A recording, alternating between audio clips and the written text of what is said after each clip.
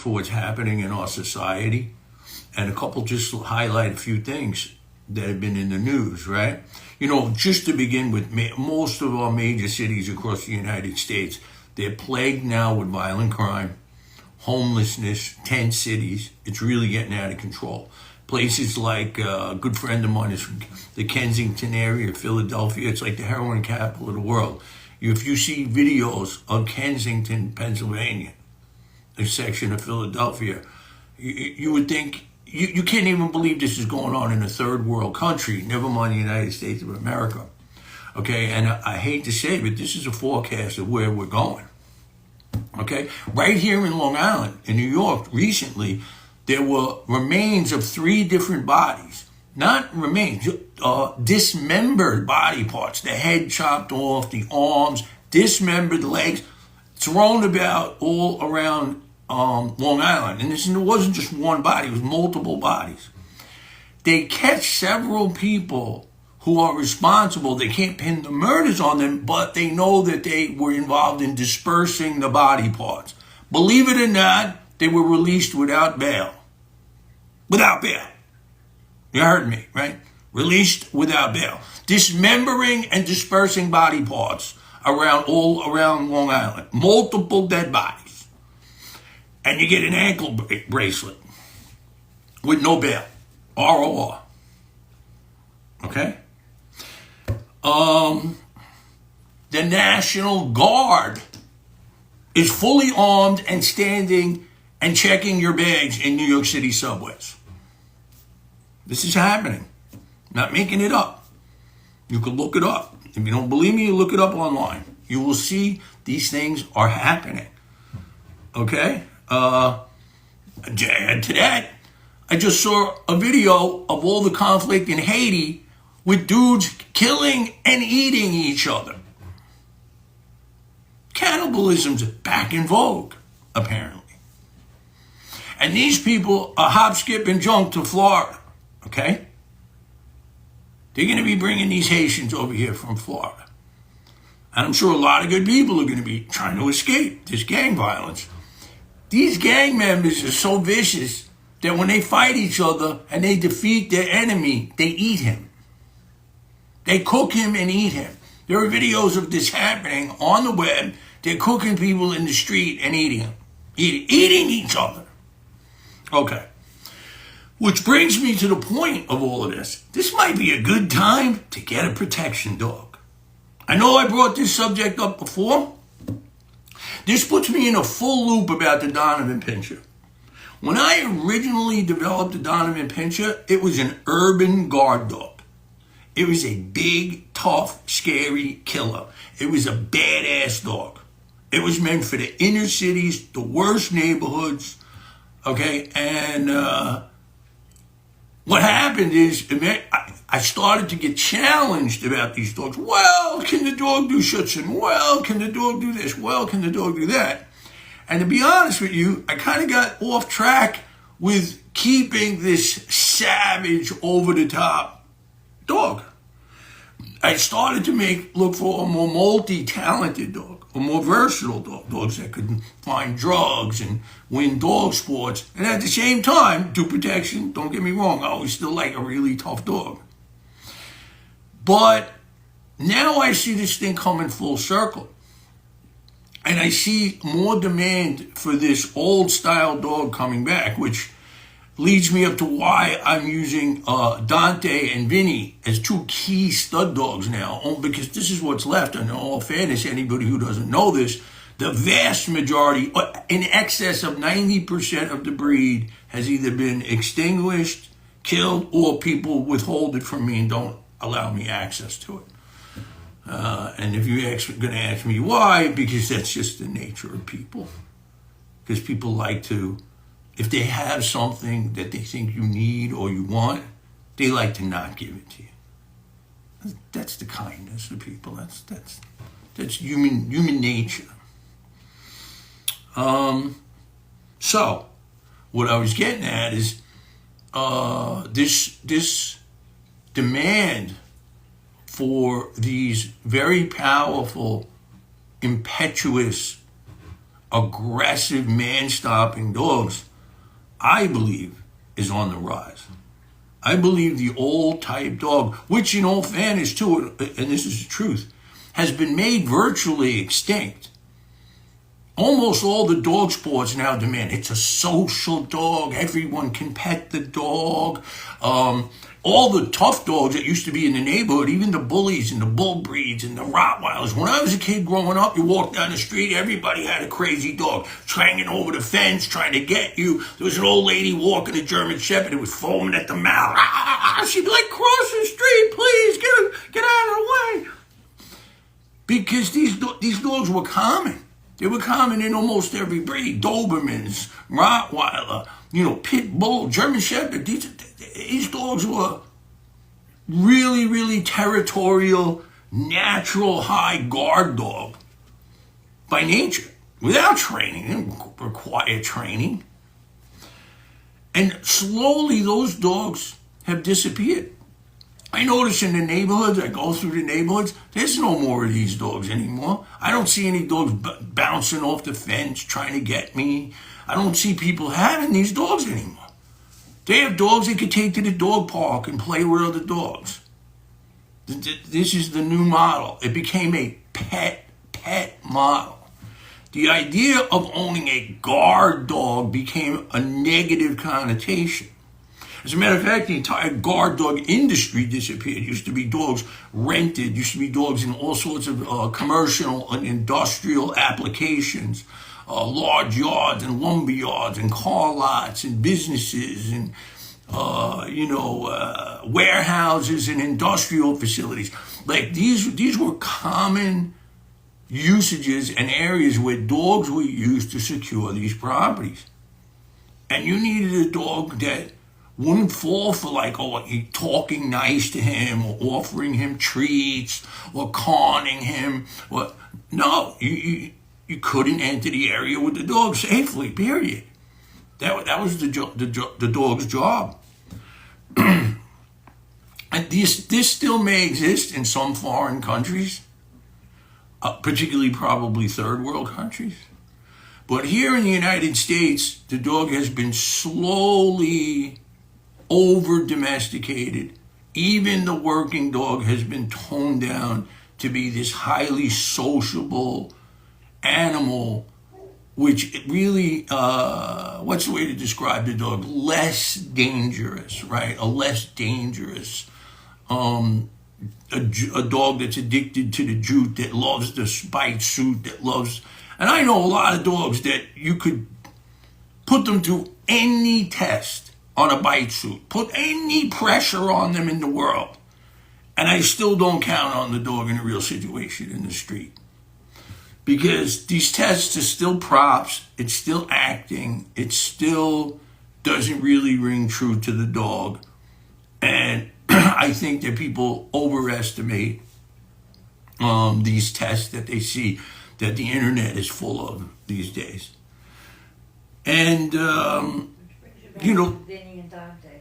Yeah, as a matter of fact, getting back to the idea, which brings me back to dogs like Vinny and Dante, who I'm now doing a series of breeding in an attempt to reconstruct the Donovan with the remaining dogs.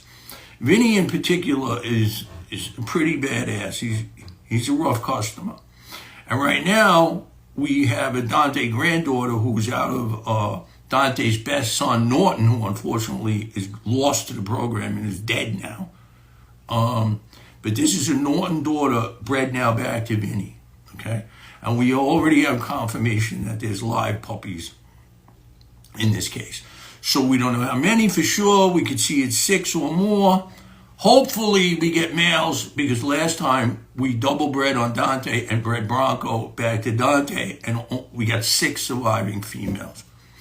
Not that I couldn't use those females, because those females are 7 months old now, and we're going to be looking to utilize those females to be bred to Vinny in the near future.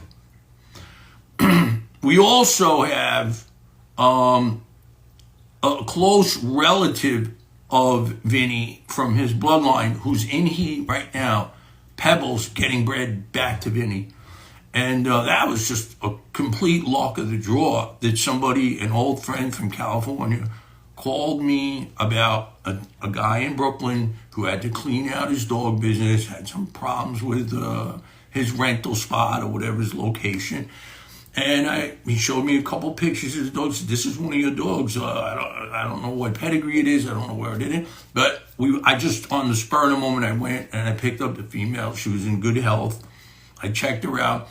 Steve G did some research on it, and we were able to track down the pedigree, and we're pretty sure we know who the dog is. And now the dog is in heat, and I'm sure she's going to be getting bred to Vinny. Then we have in another bit of last-ditch attempt to really recapture the old blood.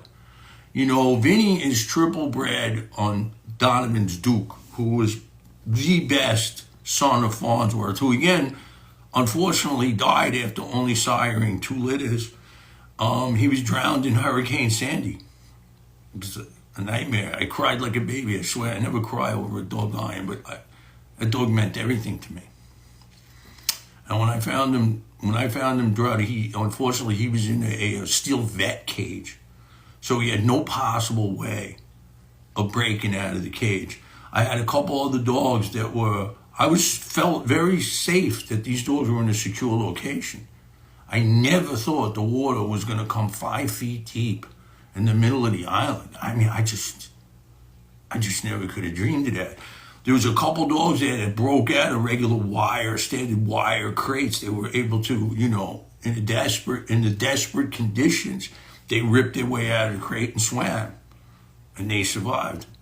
But the most powerful, the most determined, the most valuable, and also the most dangerous of them was Farnsworth, and therefore he was in the less penetrable cage. He was in the gorilla cage, And unfortunately, he passed away from that. But his best producing son was Donovan's Duke. It's cool if you don't know him, look up a couple of his videos. There's only a few because I only had him in my hands for a little while until he was about 1 year old, and I bred him a couple times. Vinny is multiple times line bred to Donovan's Duke and Donovan's Farnsworth on the 2 litters out of Farnsworth. And right now, the last living direct daughter of Duke and survivor, who was Farnsworth's granddaughter, so it's a 2-3 Farnsworth bitch, is Jesse's dog, Bubblegum. Now, we've tried Bubblegum to get pregnant. She's getting old now, and we tried a bunch of times to breed her to Sweet Pea, and just on a hunch, I said, something's not right with this. Let's check Sweet Pea sperm. It's a 0. So, the fact that we have Vinny, the fact that Vinny's line bred on both the survivor and Duke, and this is the last living Duke and survivor female, we decided to give Bubblegum one last shot. She's bleeding a couple of days. It's a lot of running around because Steve G has to come here from Ohio and bring Vinny here, and Jesse's in New Jersey. These dogs are both extremely dog aggressive. There's no way on God's green earth you're getting a natural breeding, so this is going to have to be done by artificial insemination. So a huge effort, a huge collective effort on everybody's part has to happen here. And because of Bubblegum's age and her history with not getting pregnant in many attempts prior to this, this is the last shot. It's the last shot for her. And it's the last shot at trying to inbreed on Duke and survivor simultaneously. One of the best, I think, or one of the best representatives of that breeding was a dog, Donovan's Onion, who was survivor, who I kept for myself, who was survivor across the Duke, who was Bubblegum's full litter mate, never got bred. Or she got bred once to an Argentine doggo, if anybody can guess how that happened. It didn't happen by us. It didn't happen by me, that's for sure. So anyway, let me take a sip of coffee. about how Martin died. So anyway, there's a handful of dogs that I felt were particularly special that I created in recent years, right? Donovan's Norton was Dante's best son. It was my attempt. It was crossing a Hua son, Dante, to Sparky, which was the same similar formula. I had the sense that Dante would produce very similar to when I used Donovan's Dude, who was a Hua son, to Sparky. That's how we made Farnsworth. So I was like, let me try Dante to Sparky. And at that point, Sparky was 10 years old. And I was really unsure whether or not, I knew she was at the end of her fertility. And I even got shit from people. Why are you going to breed a 10-year-old dog? Because I want to. I don't need anybody's permission. It's my dog. And nature has a way of working. And if the dog is too old to get pregnant, it won't get pregnant. These things, nature has it all handled. I bred the dog. She only had 4 puppies, which is a byproduct of breeding an older dog because they start to lose fertility. You're at the end. There's only a few eggs left. And that did produce Norton, who was absolutely everything that I had hoped for. Now, the bitch that we are bred to Vinny right now, Donovan's Bronco, is the only Norton daughter that I could get my hands on. There are some people out there that have a couple males and a couple females, but they have not generously offered these things to me. There are some people like Tommy Bain, who's 100% and kept his word and gave me back Dom, who was one of the last living Sparky sons. He gave me Bronco. He held these dogs for years for me. For years. While I went through all my legal problems. He held these dogs for me, and then he returned them to me and didn't ask me for anything.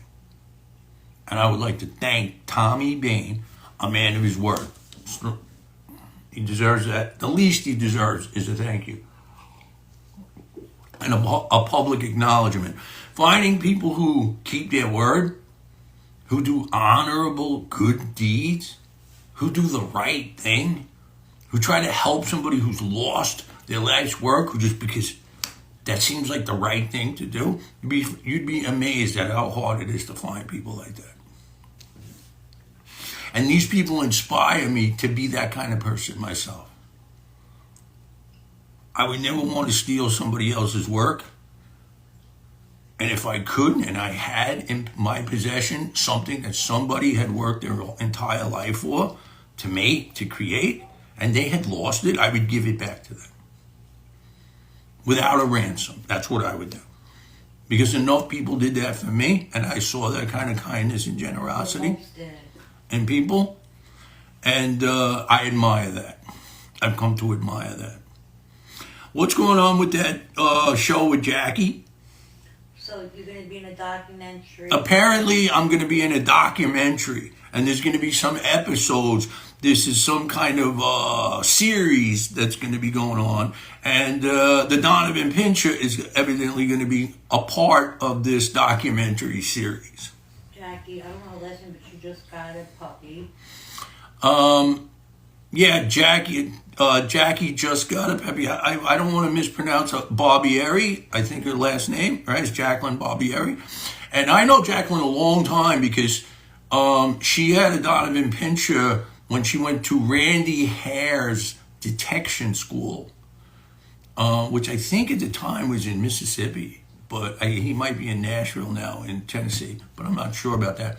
But I remember she had a big black dog, Kong, who I actually gave to Randy. It was originally Randy's dog. And somehow Jacqueline ended up with the dog. And so I guess she's been a fan of the breed ever since.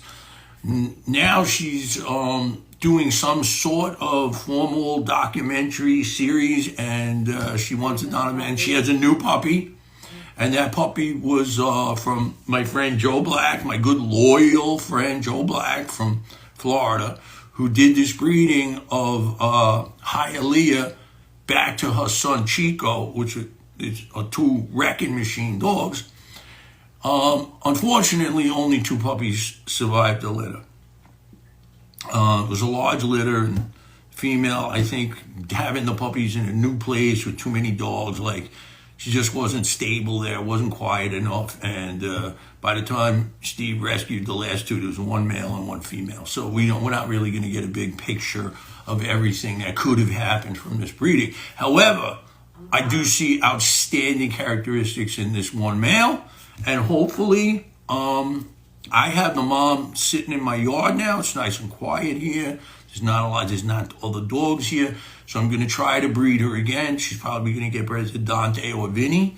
And then she's going to be able to quietly whelp a full litter of puppies without the stress of being in an environment with too many dogs. That's one of the problems or challenges being a breeder, is if you start to house a lot of dogs in any kind of a closed quarters, even in a big environment, right? There's this constant, the dogs barking, the moving, the letting dogs in and out, and the female hears this, and unless she's a very good mother, especially when you're dealing with these type of very high drive dogs that are really animated and have a lot of aggression, sometimes they'll displace into the puppies, and the next thing you know, they either stomped them or killed them by accident or on purpose. It's this breeding thing is really a lot of work. We're honored to have Jackie. She's a high quality trainer. Yeah, that's the one thing. Jackie really knows her stuff with dog training. So we're going to be, she sent me some early videos. They're actually on the Facebook page or on the Instagram page too. Yeah. Both on the Instagram page and on the Facebook page, there's some preliminary. She only had the dog a few days, and already she's got the dog doing a whole bunch of foundation training, which really opened my eyes. Like, wow, this is going to be something to watch. Like, here's a motivated trainer going to put time into a Donovan Pinscher, which I haven't seen in quite a while. Like somebody with this kind of experience and this kind of motivation. So we're really, we keep plugging at it. I mean, this Donovan Pinscher thing is still alive, which really blows my mind, because after everything we've been through, loss of facilities, loss of friends, loss of my freedom, loss of my money, loss of all my dogs, lost my dogs multiple times, had to practically start this project over 3 or 4 times with only a handful of dogs. I mean, when you're in the dog game, I had no idea you were going to dog with liars and dog thieves, and this is crazy. You meet the best and the worst. In this game, you meet the best and the worst. And I hate to say it, more the worst than anything else.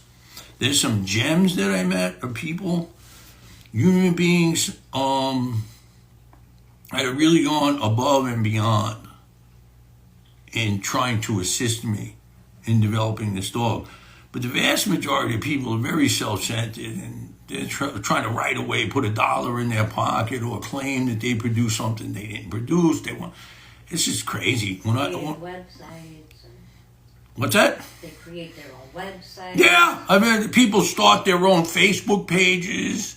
They create their own websites. I've had people start their own registries for the Donovan Pinscher. What? I don't even know these people. They have their own registry for my dog. Just think of the nerve that takes. Just think of the lack of character that takes to try to take my name. It's my name. And put it on your website or your Facebook page and make claims about it, and I don't even know you.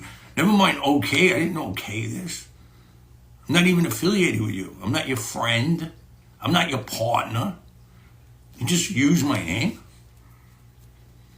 It's amazing. It's stunning what human beings are capable of. That being said, I'm going to loop back around and tell you one more time. Think about what I said. Here in Long Island, they found 3 or 4 people involved in dispersing dismembered body parts around various areas in Long Island. Those people were released without bail. Without bail. On ankle bracelets. Okay? This is where we're headed. Right? You have the National Guard with machine guns in uniform, standing in the New York City subway system, checking your bags. And we got cannibals in Haiti. Welcome to the new world. And I suggest you be as armed as you legally can. And you be prepared. And one of the best tools you can have is a serious dog. A serious dog lets you know what's going on before it happens. And he's out front. He's out front. God loves everybody. You know, I want to say God bless to everybody. God loves America. Yeah, you see my new sign up there today? Made that sign just before, a few minutes before this broadcast, because Steve was laughing at my little flag. Wait, last week Steve was laughing. Yeah, it was my flag, my little flag, right? So I said, I can't do the little flag again. I'm gonna have to come up with something else. So we put that sign together because we really do love the United States of America. We love the Constitution. I love the freedom that was given me to try to make a product, even though the government worked against me, I have to say. And they deprived me of my rights to due process. And they sent me to jail for things they had no evidence at all. Crimes that they claim I committed. But I still love the country. I still love the United States of America. It's the best.